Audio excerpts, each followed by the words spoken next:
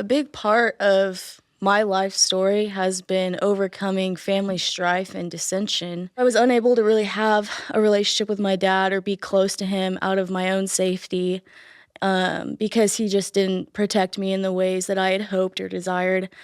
But my grandpa, who's my dad's dad, ended up taking that role of being my dad and really stepped up. He was a large presence in our family. He just was the protector, the man of God, the faithful leader.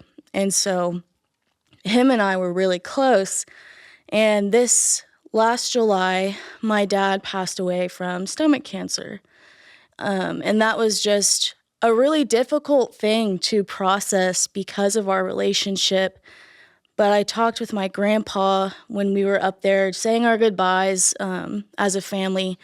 And he told me that my dad had come back to Christ a couple months before he died, which usually if anyone else had told me that he had come back to Christ, I probably wouldn't have believed them, just because people can say things and not really mean it or live it out. But because it was my grandpa and I trusted him and I knew how strong he was in his faith all his life, I believed him, and that just has given me hope that my dad is in heaven, in paradise, and that he's fully restored.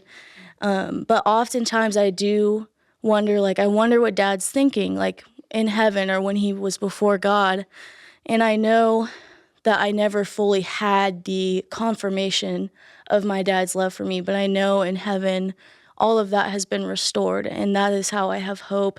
And then a couple weeks later, and it was the beginning of August, my grandpa passed away unexpectedly. So both of them passed away within weeks of each other, and our family was just hit so hard by this, especially my grandma losing her son and her husband. But it was so unexpected.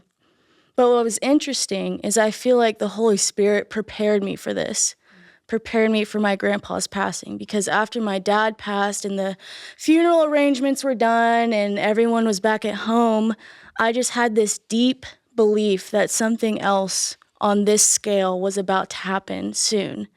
And I thought maybe that was just the grief talking or just, I don't know, I wasn't sure what it was. And then a couple weeks later, I had gotten a call right as I had sat on the couch for the evening just to relax after a day of work.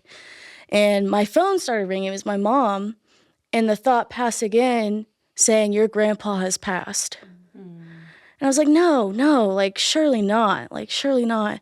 And I picked up the phone and I was already scared. My heart was beating. I was like, oh man, what if this is what it is?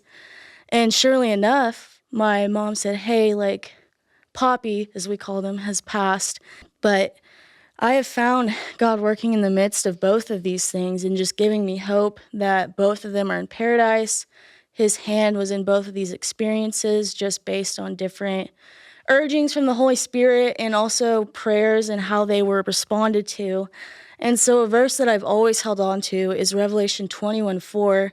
He will wipe away every tear from their eyes. There will be no more death or mourning or crying or pain, for the old order of things has passed away.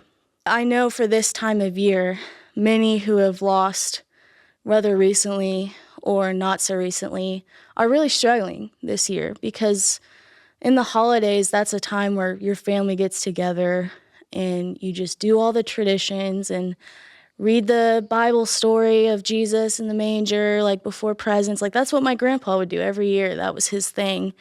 But everyone just needs to hold on to this. I fully believe if they turn their eyes to this verse and to the promises of the Bible and of God's just faithfulness and hope and who he is, that they will get through this and that they have never been alone. God's faithful, and he's definitely been telling me ever since this, he's just been urging me through the Spirit, something good is coming, wait on God's timing. I don't know what it is, I can't explain it, but he has placed that in my heart.